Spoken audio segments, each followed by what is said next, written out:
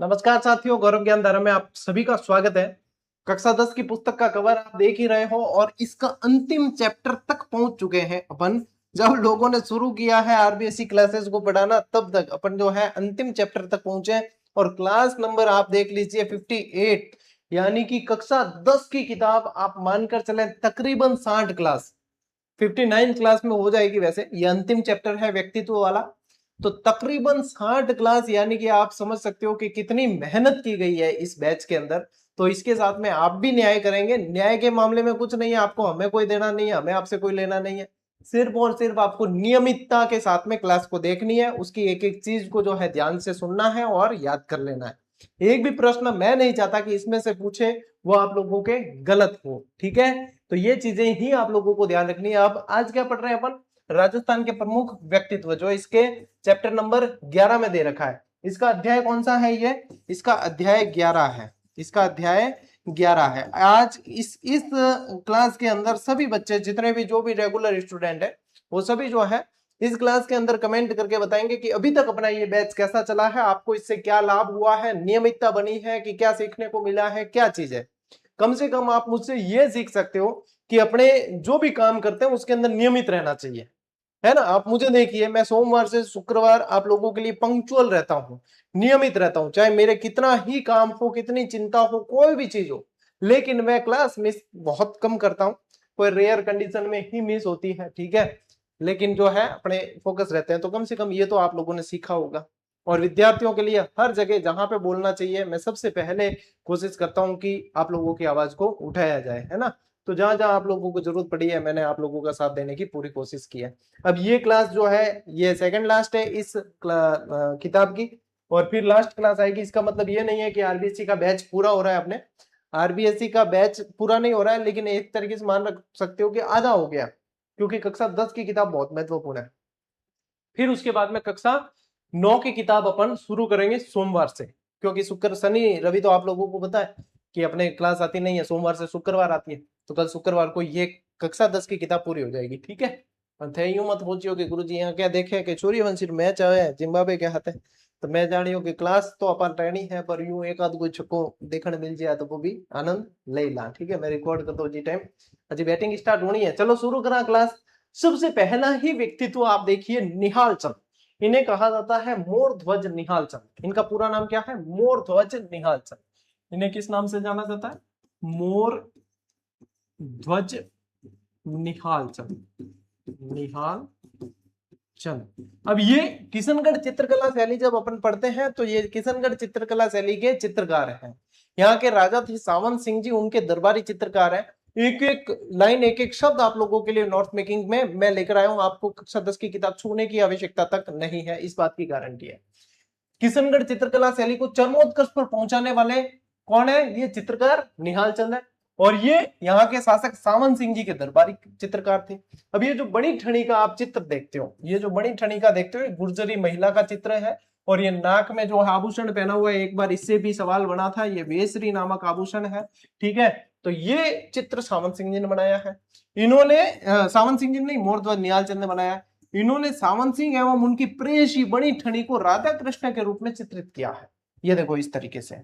और ये बड़ी ठणी जो है, इस चित्र को भारत की मोनालिसा, यानी बड़ी ठणी को भारत की मोनालिसा कहा जाता है। क्या कहा जाता है? भारत की मोनालिसा। क्यों कहते हैं? रहस्यमय मुस्कान के कारण। मोनालिसा की पेंटिंग लियोनार्डो दा विंसी ने बनाई थी, और ये बनाई है मोरध्वज निहाल चंद ने। बनी ठनी के चित्र को क्या कहा जाता है? भारतीय मोनालिसा कहा जाता है। डाक टिकट भी इस पे जारी हो चुका है। चित्रकला के अंदर अपन ने इनके बारे में डिटेल जानकारी पढ़ी है। तो स्क्रीनशॉट ले, जल्दी मचकाओ टावरो, चला आगे बढ़ना। ओके, पन्ना धाय। पन्ना धाय का नाम आते ही क्या दिमाग में आती है? एक शब्द जो दिमाग में आता है वो क्या है? त्याग और बलिदान। क्या दिमाग में आता है? बलिदान। अपने पुत्र का त्याग और अपने राज्य के लिए बलिदान दिया किसने? पन्ना धाय ने। धायमा पहले जो है पालन पोषण करती थी, जो राजकुमार वगैरह होते हैं उनका, उनको धायमा कहा जाता था, ठीक है। तो स्वामी भक्ति, त्याग और बलिदान की बेमिसाल जो है मिसाल रही है ये। इनके जीवन परिचय से संबंधित चीजें पूछी जा सकती है, तो ध्यान देंगे कि चित्तौड़ के निकट पांडोली गांव है एक। क्या गांव का नाम क्या? पांडोली। वहां हाकला गुर्जर के घर जन्म हुआ है। अब देखो ये जिन समाज से आ रही है वो भी आपको ध्यान रखना बहुत जरूरी है, क्योंकि आजकल के समय में ये चीजें पूछी जा रही है। ठीक है, आजकल ये चीजें पूछी जा रही है। अभी हाल ही में हड़बू जी से संबंधित उनकी जाति पूछी गई थी कि हड़बू जी कौन से वंश से संबंधित थे, ये पूछा गया था हाल ही में। आप देख लो प्रश्न पत्र उठा के ऐसे प्रश्न पूछे जा रहे हैं। तो यहाँ पे क्या ध्यान रखना है, हाकला गुर्जर के घर इनका जन्म हुआ है। फिर देखिए महाराणा सांगा की सेना में नियुक्त सूरजमल के साथ इनका विवाह हुआ है। ठीक है, सूरजमल के साथ हुआ है। अब ये भी इंपॉर्टेंट है कि सूरजमल की नियुक्ति किसके समय थी, तो राणा सांगा के समय थी। पढ़ रहे हैं अपन पन्ना धाय, उदय सिंह को बचाने के लिए जानी जाती है। राणा सांगा की सेना में सूरजमल थे, उनके साथ में इनका विवाह हुआ। मेवाड़ की महारानी कर्णावती ने राजकुमार उदय सिंह के जन्म के बाद पन्ना को उनकी धायमा यानी कि पालक, यहाँ पे ये सही करते हैं ना, पन्ना ऐसे लिख देना, पन्ना को उनकी धायमा नियुक्त किया। पालक यानी कि लालन पालन का कार्य जो है दायमा किया करती थी, तो दायमा इन्हें नियुक्त किया है। ठीक है, सबको पहली पहल ये चीजें समझ आ गई, याद करने कोई खास मुश्किल नहीं है। ठीक है, इनको स्क्रीनशॉट लो एक बार, तो आगे अगली स्लाइड में पूरा चैप्टर पढ़ा। ठीक है, ले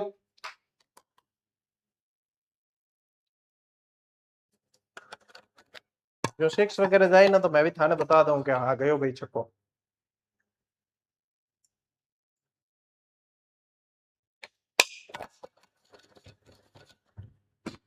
चलते हैं आगे बढ़ते हैं। देखिए 1535 ईस्वी में मेवाड़ के सामंत बनवीर ने महाराणा विक्रमादित्य की हत्या कर दी। अब उदय सिंह के बड़े भाई थे विक्रमादित्य। तो जैसे गुजरात का आक्रमण हुआ था ना यहाँ पे, तो रानी कर्णावती ने इन्हें अपने ननियाल भेज दिया था, बूंदी हाडोती। ये तो अपन पहले पढ़ चुके हैं। अब क्या हुआ कि बनवीर जो दासी पुत्र था, बनवीर कौन था, बनवीर दासी पुत्र था, दासी पुत्र, ये भी राजा बनना चाहता था। तो इसने क्या किया, विक्रमादित्य को मारा पहले, और फिर उदय सिंह को मारने की तरफ आगे बढ़ ही रहा था। तो पन्नाधाय को ये चीज पता चल जाती है। तो पन्नाधाय का जो पुत्र था चंदन, वो और उदय सिंह ये दोनों हम उम्र थे, साथ ही खेलते थे ज्यादातर, है ना। तो पन्नाधाय ने क्या किया, चंदन को उदय सिंह की जगह सुलाकर उदय सिंह को जो है कीरत बारी की मदद से बाहर भेज दिया, कुंभलगढ़ पहुंचा दिया था किलेदार आशा देव की सहायता से। ठीक है, और यहाँ पे अपने पुत्र का बलिदान दिया है उदय सिंह को बचाने के लिए, किसने, पन्नाधाय ने। अब देखो बनवीर ने युवराज उदय सिंह को भी मारने का प्रयास किया। पन्नाधाय ने उदय सिंह की जान बचाने के लिए उनकी जगह अपने पुत्र चंदन को सुला दिया, जो बनवीर की तलवार का शिकार हो गया। और उन्होंने उदय सिंह को सुरक्षित किले से बाहर भेजकर उनकी प्राण की रक्षा की। कीरत बारी की मदद से पहुंचाया था बाहर, झूठे जो पत्तलों की टोकरी होती है ना, दोने पत्तल वगैरह, उसके अंदर छुपा के बाहर पहुंचाया था। ये आप लोगों को ये स्टोरी तो अपन बचपन से पढ़ते आ रहे हैं, पन्नाधाय के त्याग और बलिदान को, तो ये आप लोगों को ध्यान है। चित्रों के माध्यम से भी आप समझ सकते हो कि किस तरीके से इन्होंने सुरक्षित जो है उदय सिंह को बचाया है। तो पन्नाधाय का बलिदान सभी को ध्यान रखना है। ठीक है, चलिए स्क्रीनशॉट लीजिए।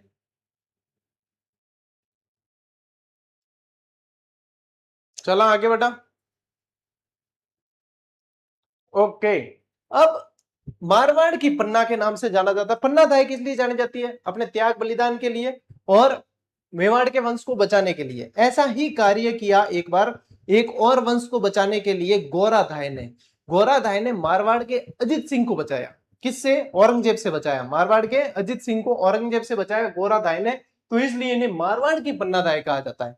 इन्हें क्या कहा जाता है, मारवाड़ की पन्नाधाय कहा जाता है। ठीक है, मेवाड़ के इतिहास में जो स्थान पन्नाधाय का, वही स्थान मारवाड़ में गोराधाय का है। इनका जन्म, देखो ये चीजें इंपॉर्टेंट है, इनका जन्म 4 जून 1646 को जोधपुर में एक माली परिवार में हुआ। अब पन्नाधाय का जन्म कहाँ हुआ था, गुर्जर परिवार में। इनका जन्म कहाँ हुआ है, माली परिवार के अंदर हुआ है। पिता का नाम रत्नोजी टांक और माता का नाम रूपा था। ठीक है, तो यहाँ पे ऐसे याद रख लेना, आर आर जी, यानी कि देखो रत्नोजी टांक, रूपा, इनकी माता का नाम क्या था, रूपा था, और इनका नाम क्या है, गौरा। तो आर आर जी से याद हो जाएगा। इनका विवाह मंडोर के मनोहर गोपी बलावत से हुआ। विवाह किससे हुआ, मनोहर जी से विवाह हुआ, मनोहर गोपी बलावत से विवाह हुआ है। व्यक्तिगत जानकारी पूरी ध्यान रखनी है, एक एक लाइन से प्रश्न बन रहा है, एक एक शब्द इंपॉर्टेंट है। ठीक है, ऐतिहासिक घटनाक्रम देखिए। जोधपुर के महाराजा जसवंत सिंह की जमरूद, अफगानिस्तान के अंदर है जमरूद, जमरूद कहाँ है, अफगानिस्तान के अंदर है। कहां पे, अफगानिस्तान के अंदर है, वहां पे मृत्यु हो गई। तो इसके बाद जो है सरदार उनके परिवार को जोधपुर ले जा रहे थे। मार्ग में महाराजा जसवंत सिंह की रानी ने राजकुमार अजित सिंह को जन्म दिया। राजकुमार अजित सिंह को जन्म दिया, रास्ते में जन्म दिया है, ठीक है। और मुगल सम्राट औरंगजेब ने इस परिवार को दिल्ली बुला दिया उसी समय कि जसवंत सिंह की मृत्यु हो गई, तो फिर जोधपुर को हथियाने के लिए कि कोई वंश पीछे बचा नहीं है, तो इनको जो है दिल्ली बुला दिया, वहां कैद कर दिया था। दुर्गादास राठौड़ और गोरा धाय ने बहुत समझदारी से जो है अजित सिंह को औरंगजेब की कैद से बाहर निकाला है, बचाकर यहाँ पे शासक बनाया है। पहले छुपा के रखा था कालंदरी के अंदर जो है, फिर बताया था कि ओरिजिनल अजित सिंह ये है, ठीक है। ले स्क्रीनशॉट, ले टावरों आगे बढ़ा।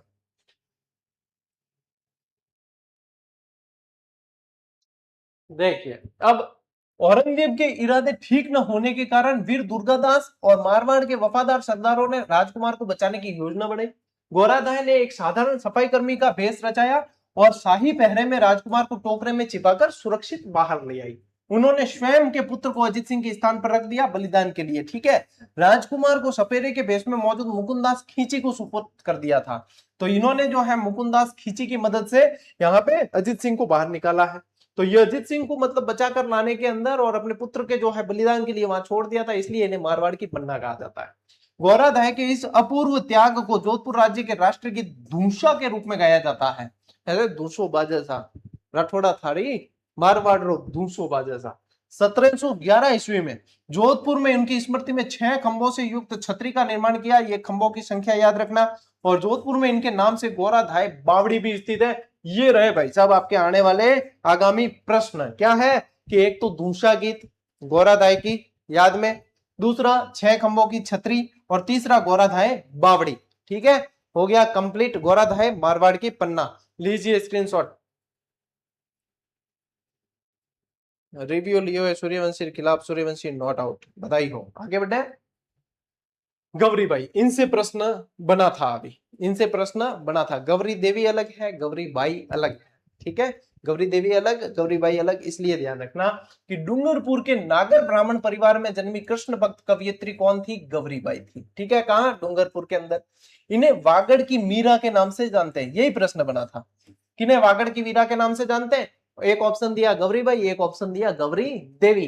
तो यहाँ पे क्या ध्यान रखना है, ये गौरी बाई है। डूंगरपुर के महारावल शिव सिंह ने गौरी बाई के लिए 1829 में, तब 1829 में बाल मुकुंद मंदिर का निर्माण करवाया। वेरी वेरी मोस्ट इंपॉर्टेंट कि कब करवाया, 1829। किसने करवाया, शिव सिंह ने। कौन सा मंदिर, बाल मुकुंद, किसके लिए, गौरी बाई के लिए। ले स्क्रीनशॉट। ओ भाई साहब बारिश स्टार्ट कर दी है, सूर्यवंशी पहले ही छपो टेक दी है। ओ नीड है। और इसी के साथ एक और चौका। अब मुझे पता है कि आप लोगों के पास में फैन कोड का सब्सक्रिप्शन होगा नहीं, ये मैच फैन कोड पे चल रहा है। तो जो ये क्लास देख रहे हैं उन्हें साथ ही साथ जो है फ्री क्लास के साथ साथ फ्री मैच की कमेंट्री भी सुनने को मिल रही है। देखो विश्वास को नहीं है क्या, वो देख लियो फैन कोड में। पढ़ाने में कोई कोताही नहीं बरतूंगा, याद करवाने की जो मेरी कला है उसको तो ऐसे का ऐसे बताऊंगा। साथ ही साथ आपको फ्री में मिल रहा है ये जीजीडी पे, फ्री में कुछ चीजें ज्यादा ही मिलती है, तो ये चीज भी फ्री के में मिल रही है आप लोगों को, ठीक है भाई साहब। 13 रन हो गए हैं 1.3 ओवर में, ठीक है। बढ़े आगे, स्क्रीनशॉट ले लिया। ओ एक और 6 मार दिया और डटे कौन, ओ एक और 6, 13 बाद में एक और चप्पू, बादशाह मजो आपको। दुर्गादास राठौड़, स्वामी भक्त वीर शिरोमणि दुर्गादास राठौड़। अब अभी अपन ने पढ़ा है अजित सिंह को सुरक्षित बाहर लाने के और बचाने के लिए किसका योगदान रहा, एक तो आपके दुर्गादास राठौड़ का और एक गोराधाय का। मारवाड़ के महाराजा जसवंत सिंह के मंत्री आंसकरण के ये पुत्र थे, मोस्ट इंपॉर्टेंट है, ध्यान रखना। जन्म इनका 13 अगस्त 1638 को मारवाड़ के सालवा गांव में हुआ है, वहां पे इनका स्मारक भी बना हुआ है, ठीक है। महाराजा जसवंत सिंह की मृत्यु के बाद जोधपुर खालसा घोषित कर दिया था। खालसा यानी सीधा केंद्र के नियंत्रण में जो चला जाए उसे कहा जाता है खालसा। सीधा केंद्र के अंदर रेवेन्यू जाएगा तो वो खालसा कहलाता है। तो जसवंत सिंह की मृत्यु के बाद में खालसा घोषित कर दिया था। बाद में राय सिंह को दिया था, आप लोगों को पता है। बाद वो मतलब पहले राय सिंह का कार्यकाल पहले वाला था, मतलब राय सिंह को जो है 1572 को दिया था। तो ये ध्यान रखना है, ये उसके बाद की बात है। उत्तराधिकारी राजकुमार अजीत सिंह की रक्षा के लिए उन्होंने मुगल सम्राट औरंगजेब से उसकी मृत्यु पर्यंत, यानी 1707 में औरंगजेब की मृत्यु हुई थी तब तक संघर्ष किया, और इस संघर्ष हेतु उन्होंने राठौड़ सिसोदिया संघ का निर्माण भी करवाया था। राठौड़ सिसोदिया संधि भी हुई थी। राज सिंह जी जो थे मेवाड़ के राजा, उन्होंने आश्वस्त किया था कि मैं जो है अजीत सिंह जी को, भाई केलवा और उसकी जागीर भी दी थी इन्होंने, है ना, तो मैं अजीत सिंह जी को जो है सुरक्षा देने का वचन देता हूं। ऐसे राज सिंह जी को मनाया किसने? दुर्गादास राठौड़ ने मनाया था। इन्हें अणबिंदिया मोती कहा जाता है। इन्हें क्या कहा जाता है? अणबिंदिया मोती। अणबिंदिया मोती, मारवाड़ का अणबिंदिया मोती और मारवाड़ का यूलिशियस।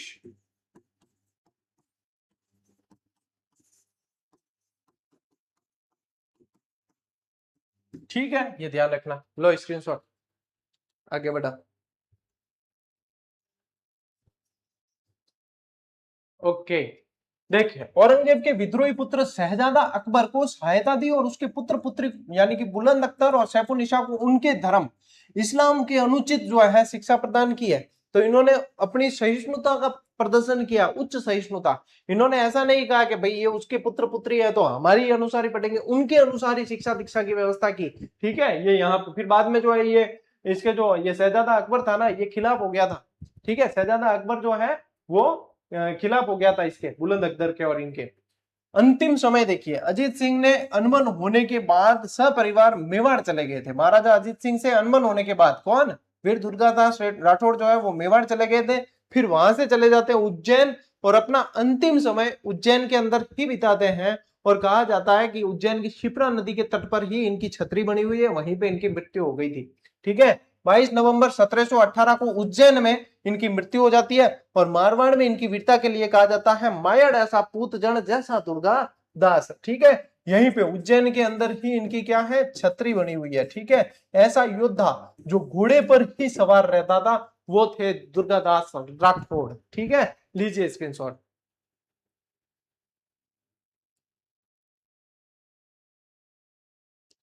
चलो भाई आगे बढ़ते हैं।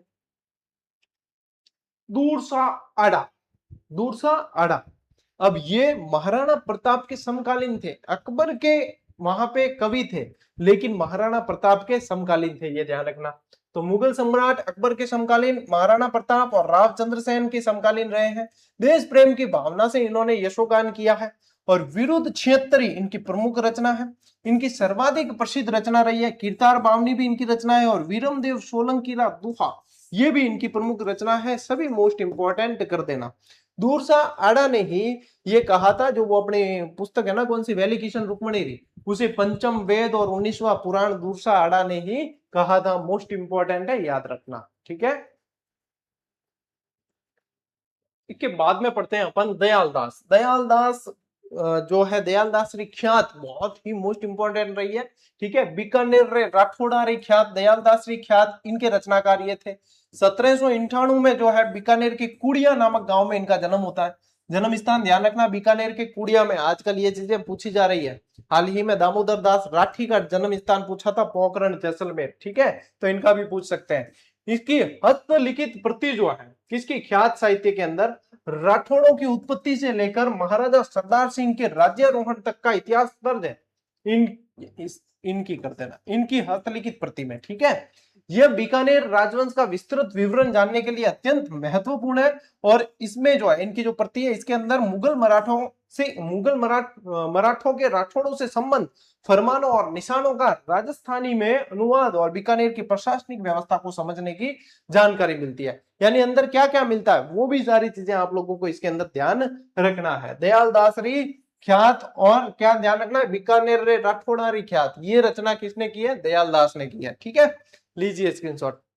और भाई साहब पहलो ही विकेट अभिषेक शर्मा के रूप में गिर चुके है 23 रन माते। मुजरबानी लियो है विकेट, ब्लेसिंग मुजरबानी। अगला देखिए कविराज श्यामल दास या कवि राजा श्यामल दास, इनसे संबंधित प्रश्न सुनिए। मुख्य तौर पे तो इन्होंने जो है कार्य किया है राणा सज्जन सिंह जी के काल में, लेकिन ये शंभू सिंह जी के काल में इनके दरबारी के रूप में, दरबारी साहित्यकार के रूप में नियुक्त हो चुके थे। तो ये दोनों के शासनकाल में रहे, शंभू सिंह जी काल में रहे, सज्जन सिंह जी काल में। कुछ समय पहले ही एक प्रश्न बना था जिसमें सज्जन सिंह जी ऑप्शन में नहीं थे और पूछा था किन के दरबारी थे या किसके समय थे, तो शंभू सिंह जी ऑप्शन उसमें सही था। ठीक है, तो क्या ध्यान रखोगे, पहली ही लाइन है ये मेवाड़ के महाराजा शंभू सिंह एवं उनके पुत्र महाराजा सज्जन सिंह के दरबारी कवि थे। जन्म कब होता है 1836 में धोकलिया जो भीलवाड़ा में पड़ता है, यहां पे इनका जन्म होता है। कवि राजा श्यामल दास कहां पे जन्म होता है, धोकलिया के अंदर। ठीक है, मेवाड़ महाराजा शंभू सिंह के आदेश पर इन्होंने मेवाड़ राज्य का इतिहास लिखना शुरू किया था। मोस्ट इंपोर्टेंट, इनका इतिहास ग्रंथ वीर विनोद नाम से संकलित है कि वीर विनोद किसकी रचना है, श्यामल दास की है। ठीक है, अब सज्जन सिंह जी से अनबन होने के कारण और कुछ ऐसी चीजें लिखने के कारण सज्जन सिंह जी ने जो है इनकी काफी सारी प्रतियां जो है बंद कर दी थी अंदर, है ना, रोक लगा दी थी उनपे, बहुत सारी प्रतियां जो है बंद कर दी थी, फिर बाद में जो है फिर बाद में निकाली भी गई थी। देखो, इनको जो उपाधियां प्राप्त हुई है ये अक्सर पूछी जाती है, मोस्ट इंपोर्टेंट है। ब्रिटिश सरकार ने इन्हें उपाधि दी है, भारत सरकार द्वारा दी गई है केसर हिंद की उपाधि, और महाराणा जो मेवाड़ के थे उन्होंने इन्हें कहा है कवि राजा, इसीलिए कवि राजा श्यामल दास कहा जाता है, कवि राजा इनकी उपाधि है। ठीक है, मोस्ट इंपोर्टेंट क्या चीज है, ये पहली लाइन की, ये किसके दरबार में थे, लीजिए स्क्रीनशॉट। गौरी शंकर हीराचंद ओझा। यदि आपको ये पूछे कि राजस्थान के इतिहास के वास्तविक जनक या राजस्थान के इतिहास के जनक जो भारतीय है, तो वो आप लोगों के गौरी शंकर हीराचंद ओझा। ठीक है, ये राजस्थान के प्रसिद्ध इतिहासकार और पुरातत्ववेत्ता थे। 1863 के अंदर रोहिड़ा गांव जो सिरोही के अंदर पड़ता है, यहाँ पे इनका जन्म होता है। प्राचीन लिपि का अच्छा ज्ञान होने के कारण इन्होंने भारतीय प्राचीन लिपि माला नामक ग्रंथ की रचना की। ये हाल ही में प्रश्न पूछा गया था, मोस्ट इंपोर्टेंट है। अंग्रेजों ने इन्हें महामहोपाध्याय की उपाधि दी। अंग्रेजों ने कौन सी उपाधि दी, महामहोपाध्याय की, और राय बहादुर, और कौन सी, राय बहादुर की उपाधि दी है, जो किसने दी है, अंग्रेजों ने दी है। इन्होंने राजस्थान की कई रियासतों का प्रमाणिक इतिहास लिखकर उसे समृद्ध बनाया है। आपने देखना, आपने जो छठी क्लास का शायद पहला ही चैप्टर है जिसके अंदर वस्तुनिष्ठ पुस्तक दी है, उसमें गौरीशंकर हीराचंद ओझा की व्याख्या जाकर देखना, उसके अंदर सारे दे रखे, मेवाड़ का इतिहास, बांसवाड़ा का इतिहास, सारे के सारे जो है इतिहास वहां पे दे रखे हैं। ठीक है, तो ये ध्यान रखना। सूर्यवंशी एक और चौकट होती हो भाई साहब, शानदार शॉट स्टेट। चलिए, बावजी चतुर सिंह, यहां से भी प्रश्न पूछेंगे। मेवाड़ राजघराने से संबंधित प्रसिद्ध लोक संत है, मोस्ट इंपोर्टेंट। बावजी चतुर सिंह जी की तो रचनाएं आप लोगों को पूछ सकते हैं, तो ये आप लोगों को ध्यान रखना है। 1879 के अंदर मेवाड़ के करजाली गांव में इनका जन्म हुआ है। गांव का नाम ध्यान रखना, कहां पे हुआ है, बावजी चतुर सिंह जी का जन्म करजाली गांव के अंदर हुआ है, करजाली गांव के अंदर। एक और 6, आज की क्लास आप लोगों के साथ साथ में चल रही है, बहुत बढ़िया, बहुत अच्छे। ओ भाई, कितना खिलाड़ी है। करजाली गांव के अंदर हुआ है, तो क्या मेवाड़ राजघराने से संबंधित प्रसिद्ध लोक संत है। 1879 में जन्म हुआ है इनका, और कहा हुआ है, करजाली गांव में। जीवन शैली देखिए, विवाह के कुछ समय बाद विदुर हो जाने पर इन्होंने स्वयं को धार्मिक कार्यों और समाज सेवा में समर्पित कर दिया, और उदयपुर के पास सुखेर गांव में एक झोंपड़ी में रहकर योगाभ्यास, चिंतन और जनोपयोगी साहित्य की रचना की है।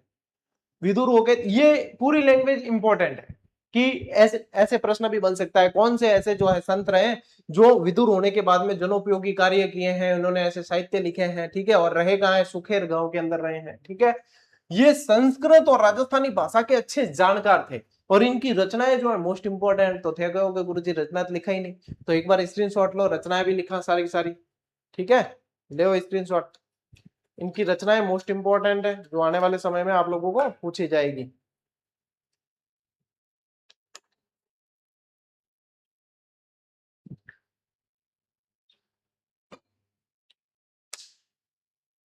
देखिए, इनकी रचनाओं के अंदर भगवत गीता की गंगाजली टीका, भगवत गीता पे इन्होंने टीका लिखी जिसका नाम है गंगाजली। परमार्थ विचार योग सूत्र की टीका लिखी है। सांख्य तत्व की समाज टीका लिखी है। मानव मित्र चरित्र लिखी है। शेष चरित्र, अलग 25, अनुभव प्रकाश, चतुर प्रकाश, चतुर चिंतामणि, समाज 32, ये सभी इनकी प्रमुख रचनाएं हैं, जो सारी की सारी मोस्ट इंपोर्टेंट है, और आने वाले समय आप लोगों को निश्चित रूप से पूछी जाएगी। ठीक है, अपनी रचनाओं से जन जागरण फैलाते हुए वर्ष 1929 में इनका निधन हो गया था, और इन्होंने अच्छे और बुरे लोगों के संबंध को अपने प्रतीकों के माध्यम से समझाते हुए यह प्रसिद्ध दोहा लिखा कि कारण तो कह तो फिरे हर कीनी हकनात, जनरी वह उन्होंने कहे हियो लिफाफो राख। ठीक है, हृदय में रखिए, कहीं इधर उधर जो है नहीं कहनी है। तो ये इन्होंने जो है प्रसिद्ध दोहा लिखा है। ठीक है, किसी अच्छे और बुरे लोगों के संबंध को बताया है कि बुरे लोग तो इधर उधर भाई लड़ाइयां लगाते फिरते हैं, इधर उधर बातें कहते फिरते हैं, लेकिन अच्छे लोग कभी भी नहीं रखते, अपने अंदर ही दबा के रखते हैं चीजों को, लड़ाइयां नहीं लगाते। ले स्क्रीनशॉट।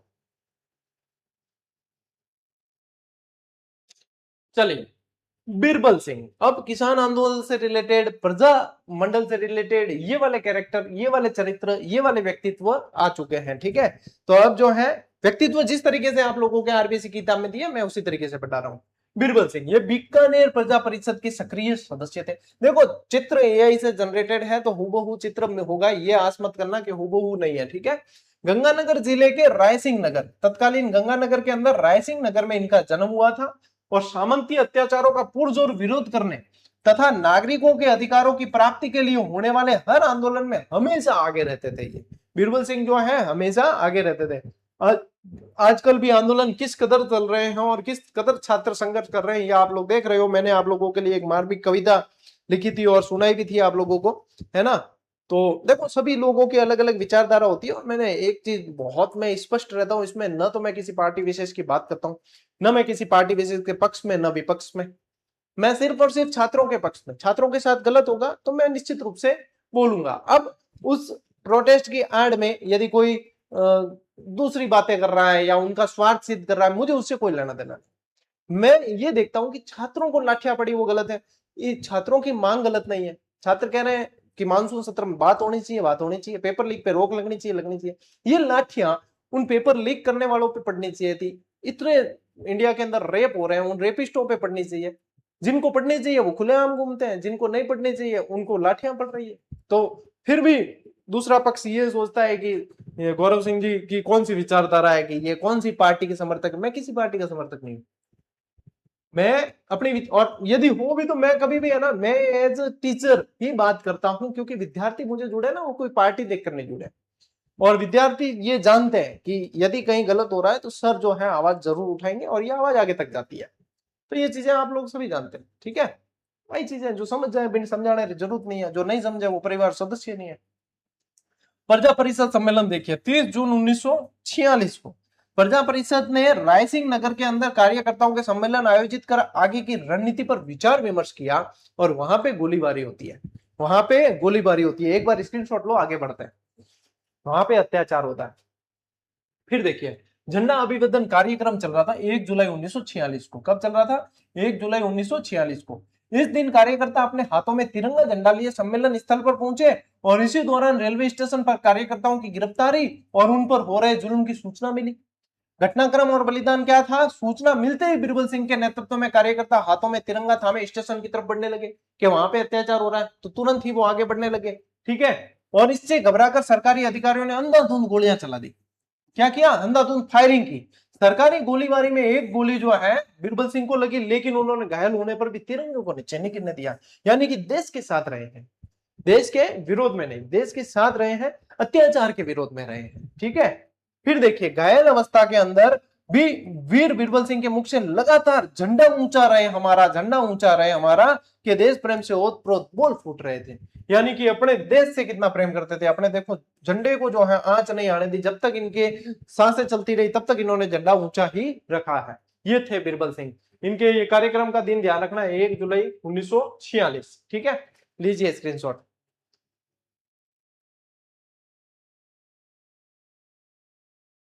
चलिए आगे बढ़े।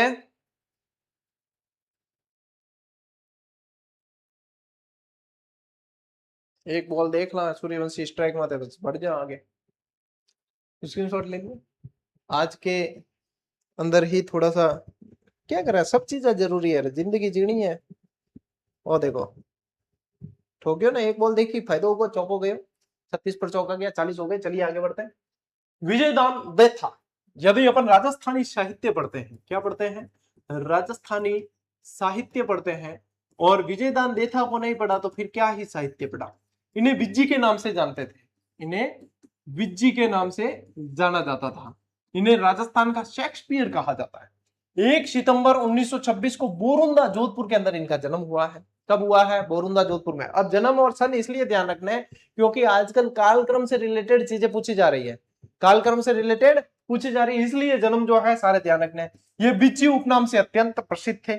इनकी प्रमुख कृतियां भाई साहब यहीं से पूछी जाती चीजें, और इस 10वीं की किताब में क्या शानदार तरीके से चीजें दी है कि देखिए, बातारी फुलवारी मोस्ट इंपॉर्टेंट, बातारी फुलवारी मोस्ट इंपॉर्टेंट। और मैं बता दूं आप लोगों को, इसके 14 खंड थे, इसके 14 खंड थे। ये लोक कथा संग्रह था। बापू के 3 हत्यारे, ये एक आलोचनात्मक साहित्य था जो 1948 में लिखा गया, और इनके कारण तो ये बहुत जो ज्यादा जो है इनकी भी आलोचना होती है। चौधरायन की चतुराई एक लघु कहानी संग्रह है, 1996 में लिखा गया। एक दुविधा जिस पर पहली फिल्म का फिल्मांकन भी हुआ, एक अलेखू हिटलर, ये इनकी प्रमुख कृतियां हैं। और साथ ही साथ इनको पुरस्कार भी बहुत सारे मिले। अब कौन कौन से आप पूछोगे तो जवाब देना पड़ेगा, तो पहले स्क्रीनशॉट लो, कौन कौन से पुरस्कार मिले वो भी देख लेते हैं। और एक और 6 का आनंद लीजिए, सूर्यवंशी ने एक और 6 लगा दिया, 48 पे पहुंच गए अपन। शानदार।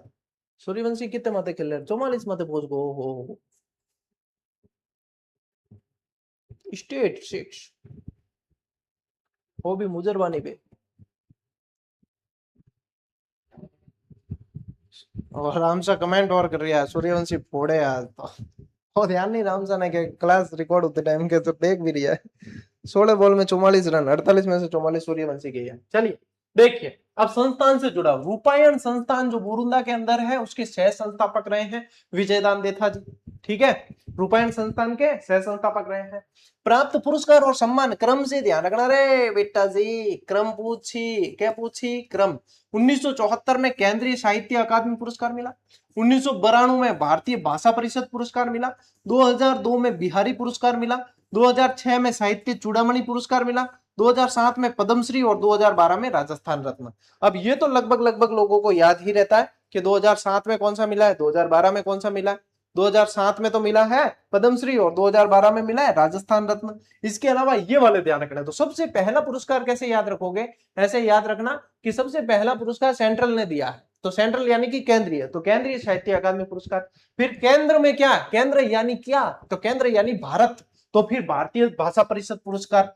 ठीक है, भारतीय भाषा परिषद पुरस्कार। और थाने मैं देखो, मैं मैच भी देख रही हूँ ना अगर, तो मैं थाने एक चीज याद करा दूं कि बार बार जी को है सर है नहीं ई क्लास के महीने तो है नहीं एक छोरे की बैटिंग देखता जो हर सूर्यवंशी, वैभव सूर्यवंशी कहाँ का? बिहार का, तो बिहारी। तीसरे नंबर पे क्या आया? बिहारी पुरस्कार। तीसरे नंबर पे क्या आया? बिहारी। और बात तीस की हो रही है साहित्य की, तो साहित्य चूड़ामणि पुरस्कार। और ये दो तो याद ही है, तो मैं थाने गयो ना, मैं यदि बैटिंग भी देख रही हूँ ना सूर्यवंशी, तो भी मैं थाने याद करा दी आ चीजें याद होगी ना। हम कभी याद करता थे क्रम, और देखो क्रम याद होगो के पहलो केंद्र सेंट्रल दियो, सेंट्रल में कौन? भारत, भारत। और फिर मैच किसका देख रहे थे? बिहारी, तो बिहारी पुरस्कार। फिर क्या आया? बात किसकी हो रही? साहित्य की, तो साहित्य चूड़ामणि, फिर पद्मश्री और फिर राजस्थान रत्न। याद होगा ना? और क्या चाहिए रे? देखो सिनेमा में योगदान देखिए, इनकी एक लोक कथा पर प्रसिद्ध निर्देशक मणि कौल ने पहले दुविधा फिल्म बनाई, बाद में इसी कथा पर अमोल पालेकर ने पहेली नामक बॉलीवुड फिल्म बनाई है। तो ये सिनेमा में भी योगदान रहा है आपकी रचनाओं का, तो ये भी भाई साहब ध्यान रखेंगे, ये चीजें जो है मोस्ट इंपोर्टेंट है। लीजिए स्क्रीनशॉट लो। चलो भाई,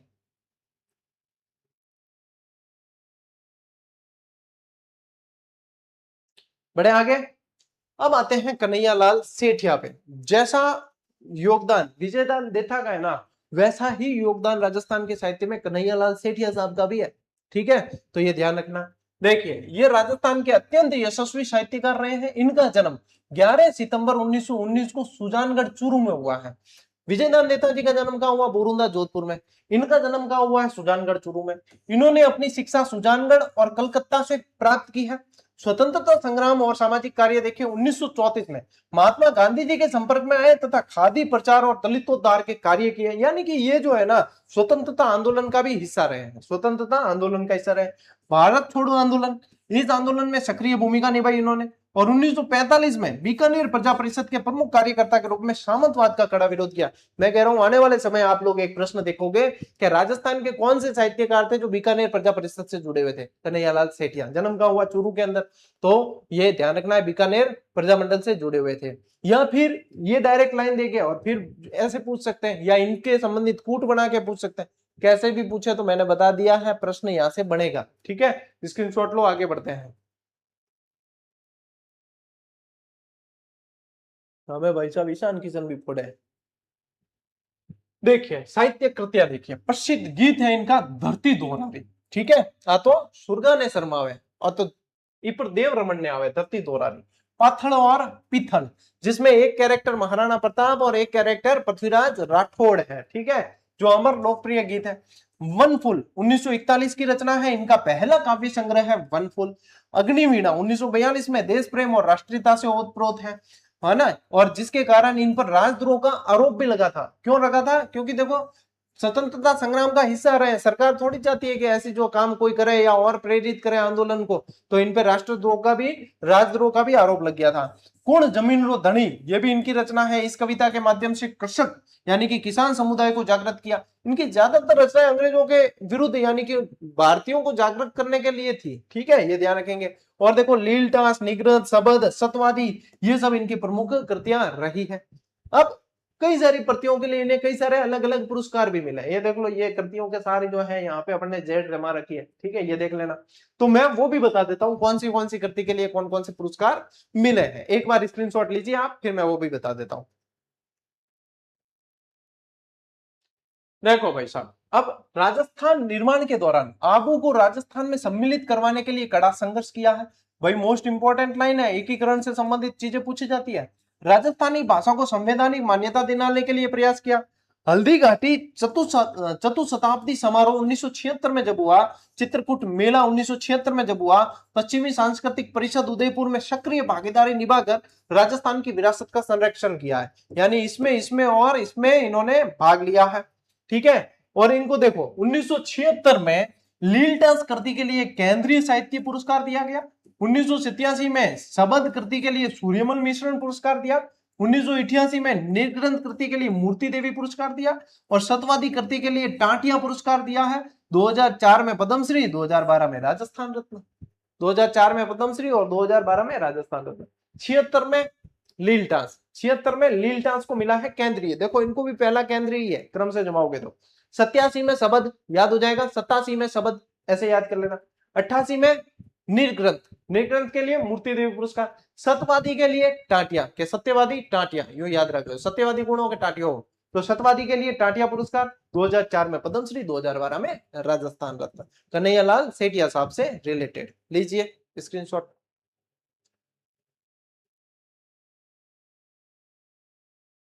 चलो भाई साहब, ओ हो, इसी के साथ बड़ी आनंद के साथ में ये क्लास जो है पूरी होती है। ठीक है, और वो सूर्यवंशी स्ट्राइक में 48 में थान बता दूं अर्धशतक बने के क्या हो रही है। और इसी के साथ में स्टेट में बहुत शानदार जो है हुआ है, और ये इसी के साथ 2 रन कंप्लीट किए, चौका तो नहीं गया। और सूर्यवंशी का 18 गेंदों में अर्धशतक पूरा होता है। ठीक है, देख लो, है फैन कोडर मन ध्यान है, सब्सक्रिप्शन लॉग ऑन, 18 गेंदों में जो है इन अर्धशतक पूरा होगा, देख लो तो। ठीक है, चलिए, तो इसी के साथ में आपको दो दो लाभ मिले आज की क्लास में। अब 8 बजे ये क्लास शुरू होगी, तब आप देखोगे, तब तक आपको पता है कि सूर्यवंशी ने अर्धशतक मार दिया है, ये काम हो गया, जब तक तो जीत जाएंगे अपन। लेकिन वो लाइव प्रसारण टाइम हाल रही हो, देखो टाइम देखो, कद 19:08 माते मेरी क्लास पूरी हुई है। यानी कि क्लास से एक चीज और साबित होती है कि क्लास अपनी जो है लाइव ही चलती है, मैं कोई टेक नहीं लेता हूं बीच में। लेकिन अपलोड इसलिए दी जाती है ताकि अपने फालतू के जो है लोग आ जाते डिस्टर्ब करने, तो डिस्टर्ब नहीं हो और अपन जो है कंटेंट पे फोकस कर सके बढ़िया तरीके से। ठीक है, तो एक पंथ दो काज आज सरोकार हुए, ये किताब आपकी पाठ्य सामग्री के अंदर शामिल होनी चाहिए, बढ़िया तरीके से पढ़ना। और इसी के साथ 50 रन पे सूर्यवंशी की पारी समाप्त। 19वीं बॉल में आउट भी हो गए भाई साहब। तो यदि मैं मिस कर दे तो देखो क्लास चक्कर में पूरी पारी भी देखी दी और थाने पूरी अपडेट भी दे दी, और इसी के साथ अपनी क्लास भी समाप्त। तो आज की क्लास में साथियों इतना ही। अब मिलते हैं अपन अगली क्लास में, अगले सेशन में। तब तक के लिए राम राम, जय हिंद।